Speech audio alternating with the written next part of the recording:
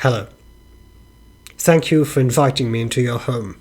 Sorry, I just got carried away. Let's continue our conversation on Stoicism, going over the Meditations by Marcus Aurelius. And we had landed in Book 10, where today I'd like to talk to you about section 19. And this one I think is quite interesting. Also has,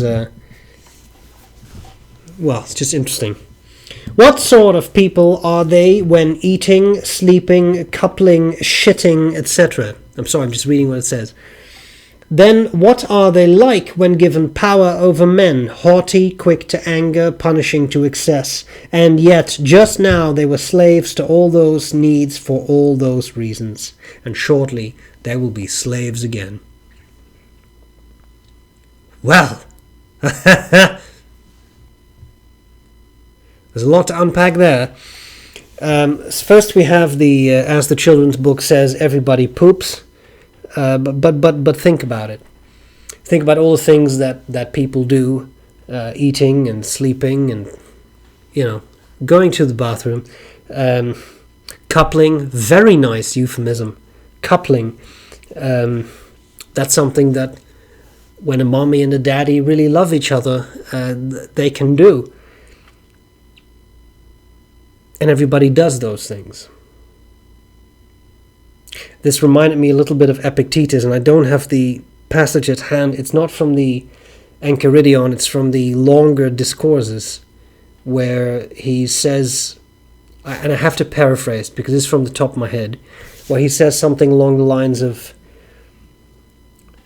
show me the philosophers while they're having sex. And, going at it. And let's see how much control they have then, right? About their expressions and their thoughts and their lust and their all these kinds of things. Anyway, I thought that was just something that I maybe for obvious reasons I was reminded of. But I think here we have something very interesting. So everybody does these things. Everybody does these things, and sticking to the innocent things here, eating and sleeping, and we do all these things. But then, what happens to those people who, in their own regard, are all the same? We all have the same functions, we do the same things, we eat and we like all those things, we do all those things. But then, when someone gets in power, how much does it change them? Haughty, quick to anger, punishing to excess. And yet just now they were slaves to all those needs for all those reasons, and shortly they will be slaves again. Now, I'm not sure if I'm getting this right. But my interpretation of this was, yes, everybody does all these things, but now you give someone power, and what happens then? We are slaves to our desires, whether it is good food or, let me just say, good company.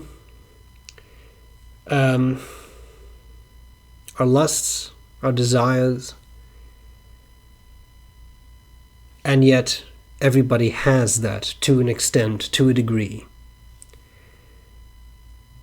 But then sometimes people change when they're given power. They do become haughty, they do become more authoritarian, I can go on forever. Simple old saying, power corrupts, absolute power corrupts absolutely. People change, become different. Sorry, sip of tea.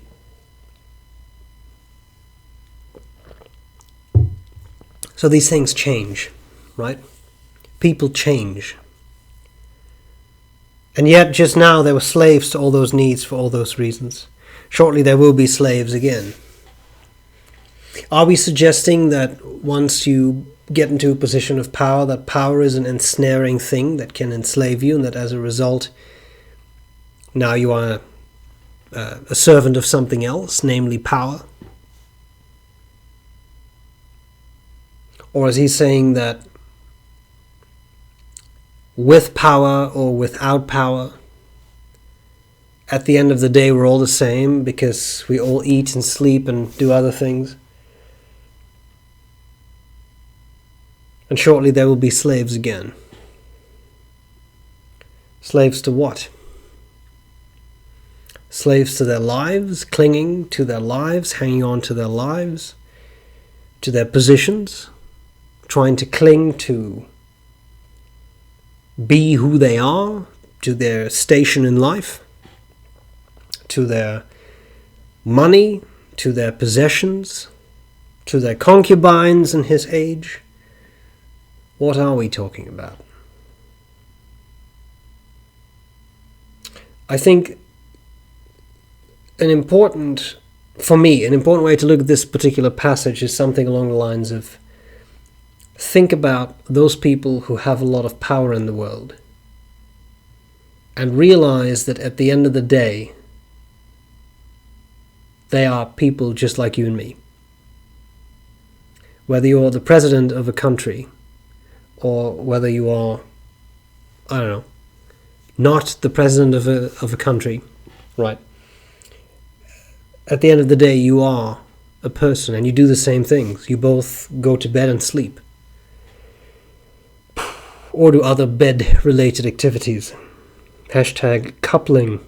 I do like that term, by the way. But you're still a person. And looking at someone like that can maybe make you understand a person better. Make it sometimes easier to understand where someone is coming from, and yet I think some people do things that we simply will never understand. Especially people in positions of great power. So this one is complicated. I find it a fascinating quote. I'm just trying to dissect it in different ways. And every time I see if I can come up with a different explanation, something else to glean from it, to get out of it. But it's a fascinating one. At the end of the day, we're all the same.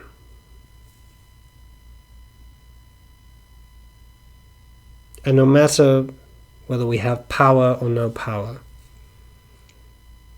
we are known to be slaves to certain things, whether it is money, whether it is lust, whether it is whatever, power. I think it's our nature. I think human nature is such. I think we have the blessing and curse of having a very developed brain that allows us to reflect on our behavior, which can be a massive blessing. But on the other hand, that reflection can make our life more miserable if we reflect the wrong way, if we approach things the wrong way. And worse than that, at the end of the day, we are still driven very much like primates by power hierarchies and lustful feelings, and maybe the human race is doomed. Maybe we simply can't get away from those things, and maybe that will be our downfall. I don't know. Well, not to end on that note, I think there is a lot in this specific passage to think about. And I'd be, as always, very happy to hear your comments, because I do actually read them. And especially on these videos, the Stoic videos, I find the comments that people leave to be very enlightening, because especially with someone like Marcus Aurelius, I think Epictetus is very clear, very pragmatic, but he was a teacher, right? These were transcribed lecture notes, and sometimes he's a little hard to follow, but overall he's quite clear. But Marcus Aurelius wrote for himself.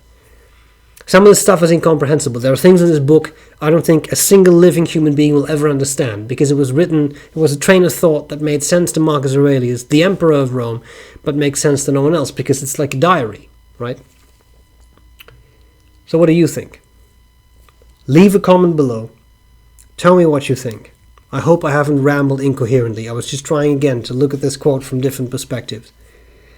I hope this was useful. I'll see you again next week. Bye.